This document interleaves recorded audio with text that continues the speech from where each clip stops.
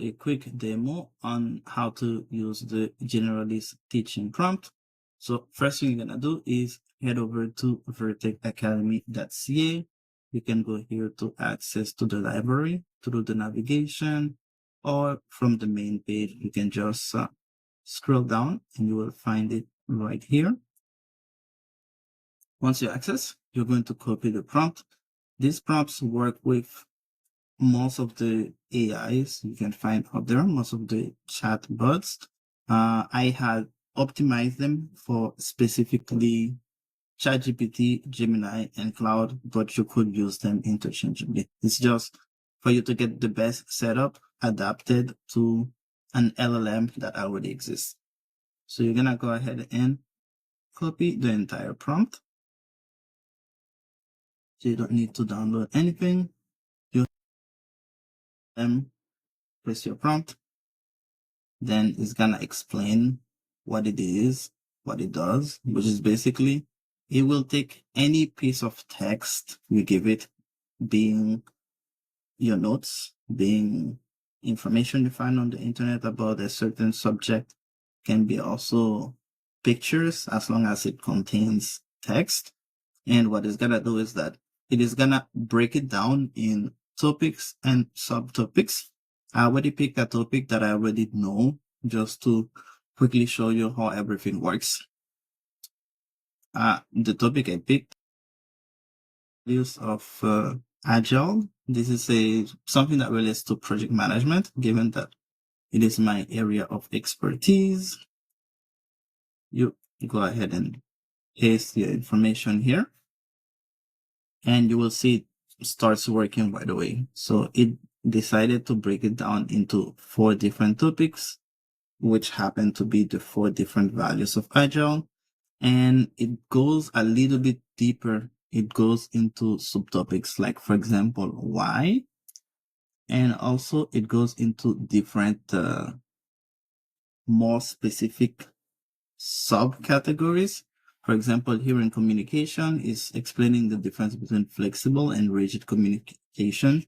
And this information is not coming out of nowhere. Like, it's not just coming out of the blue. It's information taken specifically from the text. For example, here,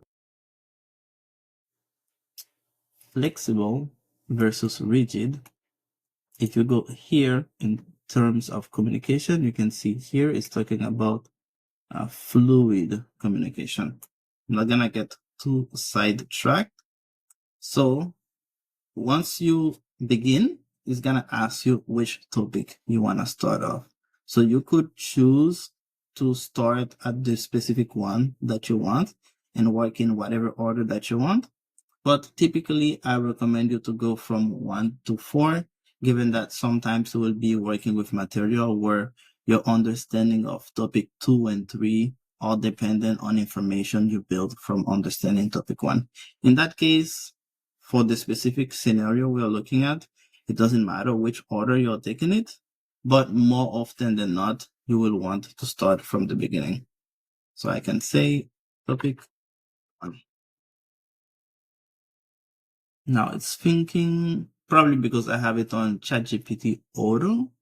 I like Auto because depending on what you're looking for, it lets ChatGPT think. Why did it create a flashcard?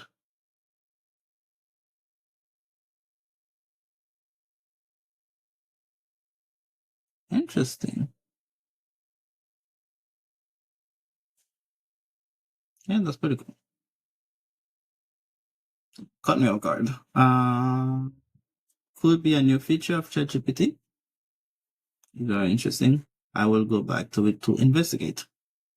All right, so you have topic 1. The topic 1 talks about the first value, which is individuals and interactions over processes and tools. That means people are more important than the process and tools that you're using at your organization, which makes sense. And the reason why is because people are the ones that work on your product. People are the ones that notice the change. People are the ones that get the job actually done. See, it explains here. Outcomes come from people.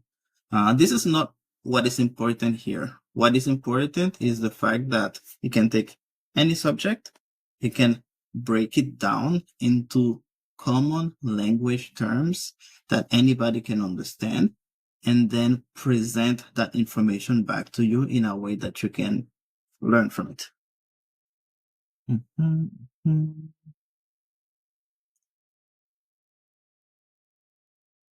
Interesting. He's asking me to answer the card.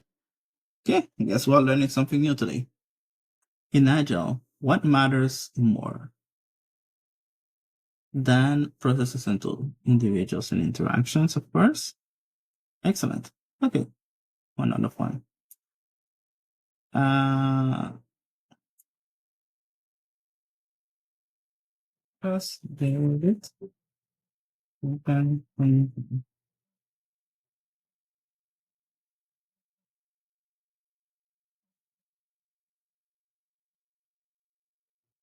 Mhm. Now it's talking about flexible versus rigid communication. But I think you guys get the idea. Basically, every topic you cover, it gives you the different subtopics within that topic. And it uses everyday words, and it uses different ways to make sure that that information really, you really get it. And it also asks a clarifying question, something to let the AI know that, hey, he definitely understands this. We can move on to the next. Sometimes it can be a scenario based question. Sometimes it can be a multiple choice. It's always going to be something to help you understand and then move on to the next. It also helps the AI gauge how good you are in that specific domain, because later on it's gonna give you a feedback on your performance. So let's say this question: a tester find ambiguous acceptance criterion mid-sprint. What's the most agile next step? Okay, add the issue to next week formal review agenda. No, that doesn't seem to be it, because it has to be fluid communication. Start writing a comprehensive doc to capture every edge case. That's a good idea. I don't know if it's the best answer, but it's a good idea. Ping the product owner and relevant teammate for a short huddle, then record the agreed change in the ticket. That seems to be the best answer so far. Park the story onto the next sprint planning.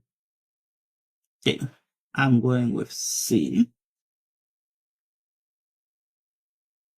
The answer is C, because agile values individual and interactions over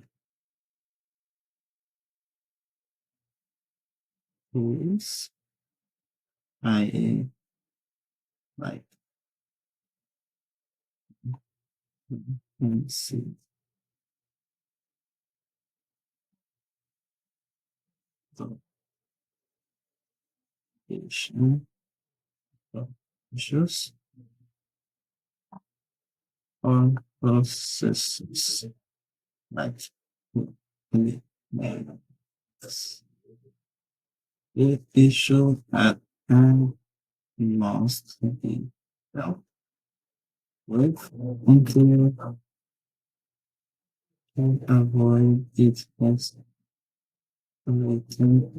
into worse. Let's see. Did I answer correctly? Okay, it's thinking.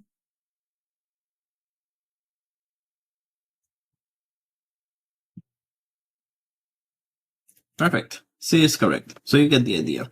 You start a topic, give you the different subtopics. It give you questions, you answer the question. Typically, you're not gonna go as fast. I'm going really fast because it is a subject that I already know. But typically, you want to try this with something that you don't know and you have never seen before, or you know little of, as a way of going, uh, baby steps, basically. Like you see here, it says, hey, nuance to add, talk first, then note it. So as we were talking earlier, one of the options wasn't necessarily wrong.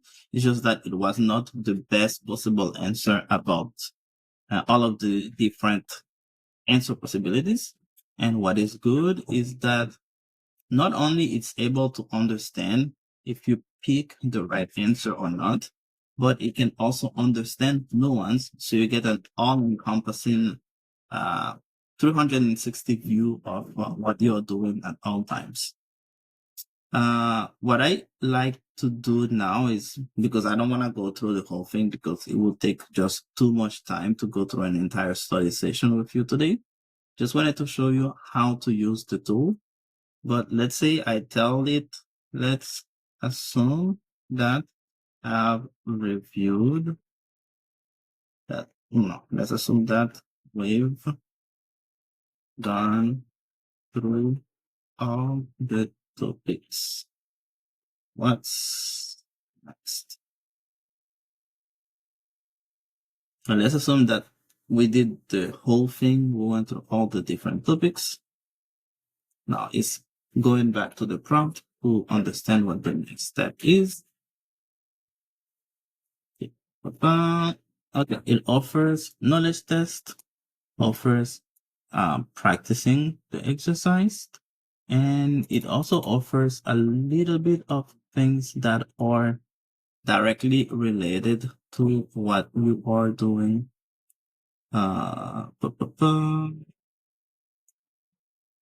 Let's do the test. Okay, let's do the knowledge. Before that, it's meant to do a review, right? Performance review first.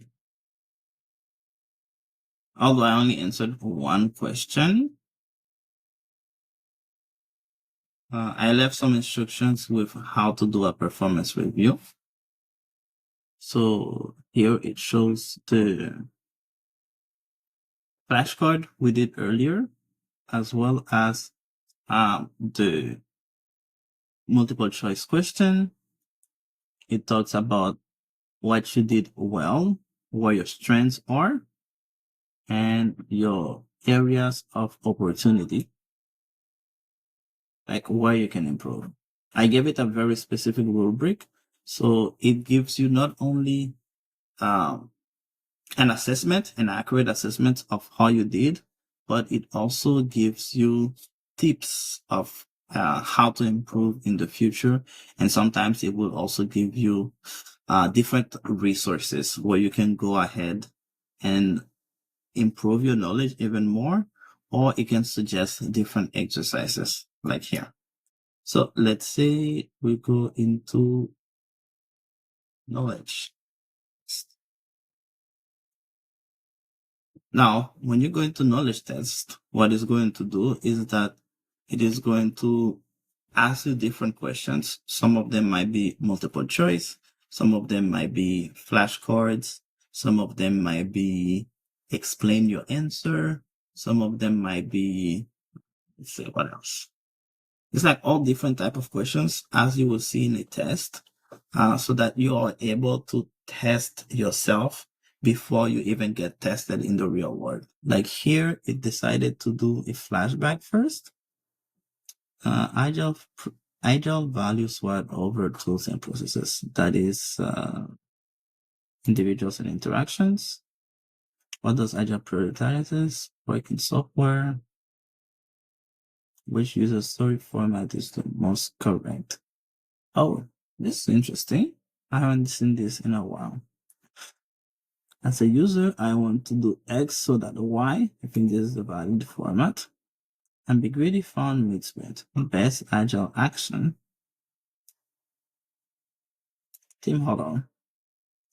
Responding to change means that the team should know. No. Extend plans. Okay, this is a bit more of a difficult question. Avoid late changes. That is true, but I don't think it is the best answer. It feels to me like B has to do with flexibility and being able to be quick on your feet. So probably that one. Okay, customer collaboration implies frequent feedback. That makes sense. That's nonsense. Nothing to do. That's the total opposite. So it has to be C.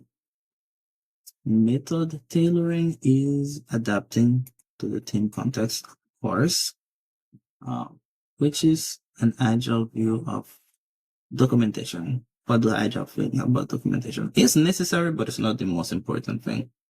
Keep it lightweight and useful. Yes, of course. Good acceptance criteria are testable. Yes. To honor all four values, favor small batches and frequent demos, that makes the most sense. Rare customer check-ins, no. Large batches and big front up plans, not, because then you don't have time to iterate and test them all. Tool given gates, that's something totally different. So it's probably A. Hey, we nailed it. So that's the idea. Sometimes it's gonna have flashbacks, some flashcards. Sometimes it's going to have explain your answer and all different type of questions. Let's say next.